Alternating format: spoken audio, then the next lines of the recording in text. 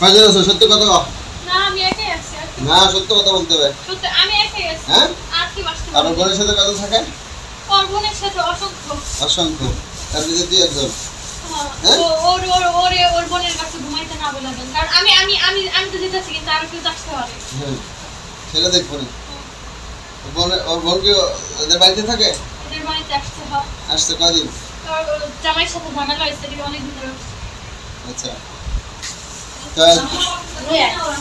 না ও জামাইয়ের সাথে অন্য ঝামেলা আমাদের কোনো ঝামেলা না। আচ্ছা তোর আশা ভরসা আছে কিছু? চাওয়া আছে? আমার চাইতে জায়গা আর আসবো না। কেমনে তুই এত বড় কাজ করার পর তোর যাইতে তুমি এটা কি ইনসাফে কয়? হ্যাঁ? তাই একদিন না দুই দিনে তুই জানো সেখানে প্রোটেকশন থাকা সত্ত্বেও আমারে মারলে আমার সেটা ক্ষতি করতে পারে। আমার ছেড়া জানা আমি আসবো না। কেডা ক্ষতি করবো? আমার তো আমার বাপ মা আছে। হ্যাঁ বাপ মা আছে।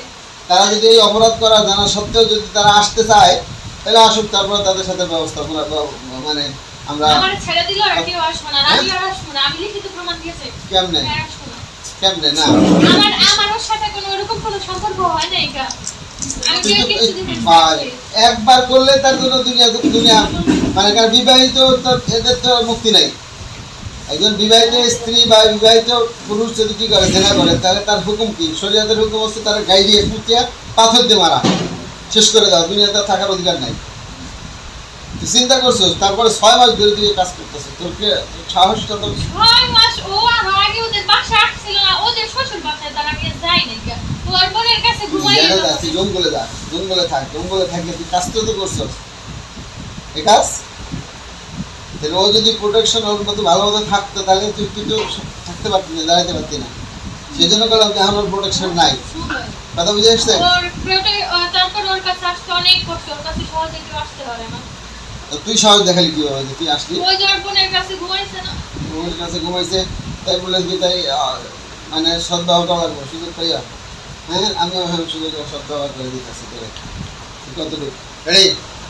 তুই কি বলেন ওরা কি শেষ করে দিন? হ্যাঁ হুজুর আমারে শেষ করলে পরে যদি আবার অন্যকে ক্ষতি করতে আসে আমারে শেষ সেটার ব্যবস্থা দেখা তাহলে যাবে। আবার আপনাদের তো আবার ঝামেলা হবে। বেশি আমার ছেড়ে দেন, আমি ওরা অপরাধীদের এরকম বলবে। আপনারা তো লিখিত নেন, আপনারা তো আগে পরে লিখিত দিয়েছেন। লিখিত লেখে কি হয়েছে? সে লিখিত রাখছে? সে লিখিত একজনও রাখছে? তোদেরকে মারতেই তো হয়েছে আমার শেষ পর্যন্ত। তখন ক্ষুধা ওদের আর সময় করে রুগীরা কষ্ট দিয়ে গাড়ি হুজুর হুকুম দিছে বাস বিসমিল্লাহ।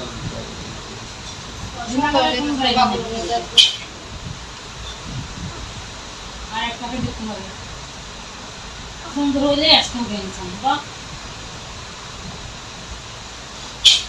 প্রস্তুত বিসমিল্লাহ।